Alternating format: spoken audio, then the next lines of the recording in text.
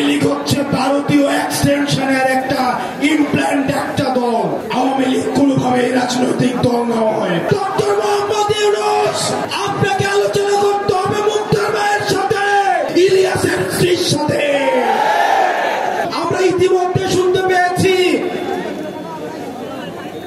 প্রধান উপদেষ্টা নাকি রাজনৈতিক দলগুলোর সাথে বসার চেষ্টা করছেন,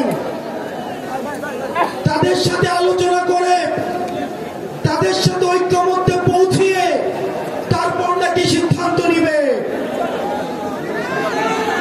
আমরা স্পষ্ট করে বলতে চাই, ডক্টর মোহাম্মদ ইউনূস, আপনাকে আলোচনা করতে হবে মুক্তার ভাইয়ের সাথে, আপনাকে আলোচনা করতে হবে স্নিগ্ধর ভাইয়ের সাথে, আপনাকে আলোচনা করতে হবে ওয়াসিমের ভাইয়ের সাথে, আপনাকে আলোচনা করতে হবে আবু সাইদের বাবার সাথে, আপনাকে আলোচনা করতে হবে যাকে রাজনৈতিক কারণে উঠিয়ে নিয়ে গিয়েছে ইলিয়াসের স্ত্রীর সাথে। ডক্টর মোহাম্মদ ইউনূস, আওয়ামী লীগ কোনোভাবে রাজনৈতিক দল নয়। 1974 সালে আওয়ামী লীগ নামক রাজনৈতিক দলটা বাকশাল কায়েম করে এই দেশে গণতন্ত্রের পরিবর্তে মাফিয়াতন্ত্র চালু করেছিল। সারা দেশে সন্ত্রাস কায়েম করে জাসদের 30,000 নেতা কর্মীকে হত্যা করা হয়েছিল।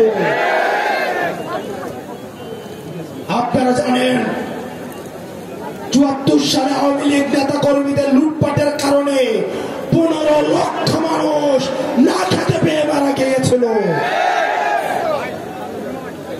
ইতিহাসের প্রত্যেকটা স্তরে স্তরে আওয়ামী লীগের হাতে রক্ত লেগে রয়েছে।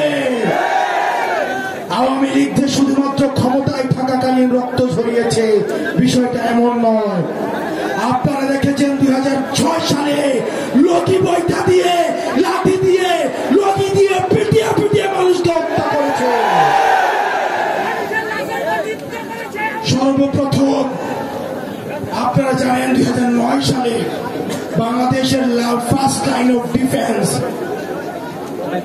ভারতীয় আগ্রাসনবাদের সহায়তায়, আওয়ামী লীগ হচ্ছে ভারতীয় এক্সটেনশনের একটা ইমপ্ল্যান্ট একটা দল।